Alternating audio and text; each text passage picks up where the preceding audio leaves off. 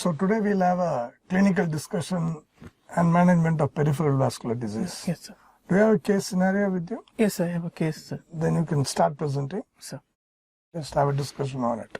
Yes, sir. Yes. So my case is of a 62 years old male patient, Mr. X from Tiruvallur, a farmer by occupation. He presented to the OP with the chief complaints of pain in the left calf region for the last 2 years, pain in the left foot for 3 months associated with blackish discoloration of the left 4th and 5th toes for last 1 month. Okay, fine. So what is the importance of sex in PVD? Sir, usually it affects more to the male, sir. Actually, PVD, if you see, like, Yes, sir. you can classify as vasospastic disorders Sir.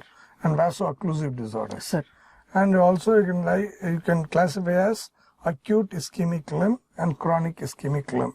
Yes, sir. Mostly in the clinics, we do keep a chronic ischemic limb. Sir. Okay, and mostly if you see, like, in our part of the world, Yes, sir. okay, mostly it is vaso-occlusive disorders. Sir. Mainly you will have atherosclerosis and TAO. Yes, sir.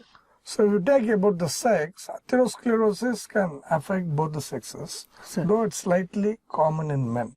Sir. Okay, whereas TAO most often affects only men.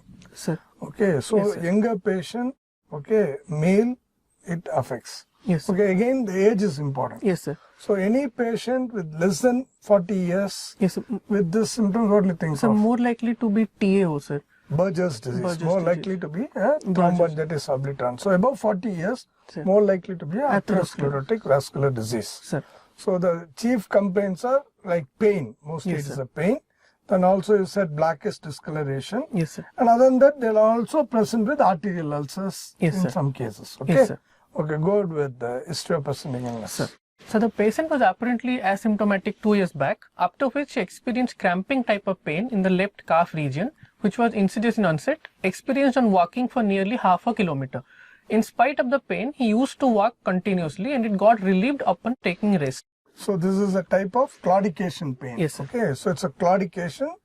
As you rightly said, he experienced in the calf. Sir. So claudication, once it's there, you should know whether it is arterial claudication, Yes, venous claudication, or neurogenic claudication. Yes, sir. But with these symptoms, Yes, we sir. know predominantly it's arterial. Sir. But in exam, they'll ask you what are the types of claudication. Yes, sir. Okay.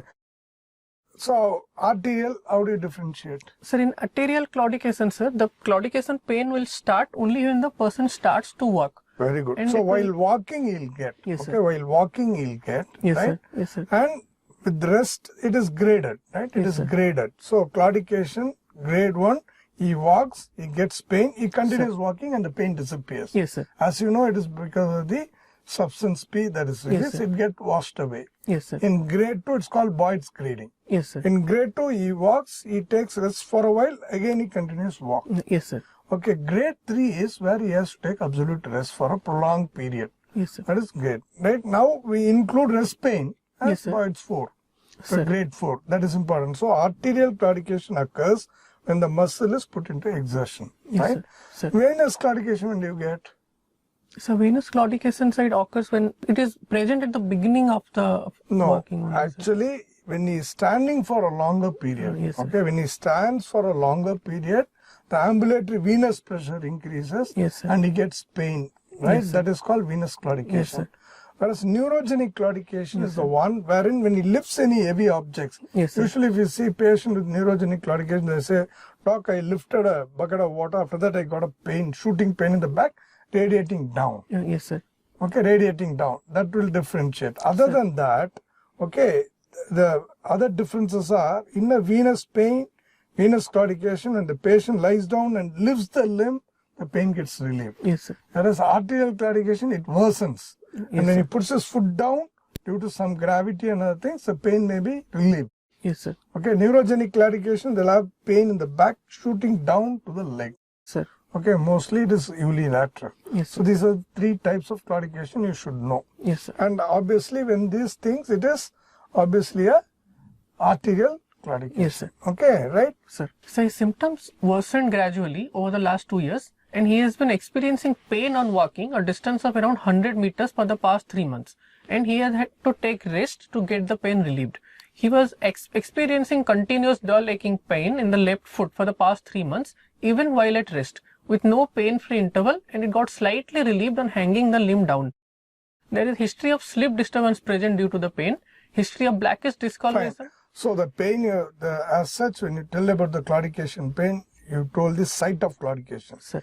That is important. Roughly, it will tell you the vessel disease. Yes, sir. Here, if you see it's in the calf, mostly it will be popliteal and below. Yes, sir. If there is thigh claudication, that is in the femorals. Okay. Yes, sir. If it is gluteal claudication, it will be in the iliac.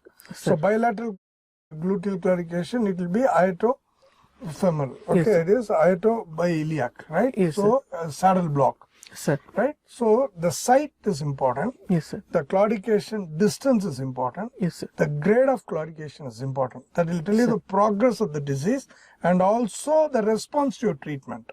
So you should know the response to the treatment as well. That's why these things are very important. The site of the claudication distance, the grade of claudication. Okay. Yeah, it has been worsening. Right? Yes, sir. Now he has a rest pain. Yes, sir. So past 2 months past 3 months he has a rest pain. Rest pain is a sign of critical limb ischemia. Right. So he also has blackish discoloration of 4th, 5th and... Yes, sir. For the last 1 month, sir. 4th and the 5th toes, sir. And there is no history of foul smelling discharge from it, sir. Fine. So what do you mean by blackish discoloration? Sir, gangrenous changes. It is dry gangrene. You have to be very clear. Okay. It is the patient is having gangrene. So how will you define gangrene? Sir, macroscopic death of tissue is called gangrene, sir. With putrefaction. Okay, macroscopic death of tissue with putrefaction is what is called a gangrene. Okay, gangrene indicates the vessel is totally occluded. Yes, sir. And mostly you get, why do you get in the toes, not elsewhere? Sir, because they are the end arteries. Yeah, sir, so see the arterial ulcers and gangrene to start with occurs in the toes. Okay, because as you rightly said, end arteries, as you go above, there will be collateral circulation. Yes, sir. But when the disease worsens, it can ascend up. Yes, sir. Okay, it can ascend up. Yes, sir. So what is the difference between dry gangrene and wet gangrene? So in wet gangrene, sir, there will be, along with the blackish discoloration, there will be infection will be there, edema and swelling of the region. Here there will be line of demarcation. It will be dry, shriveled, Yes, sir.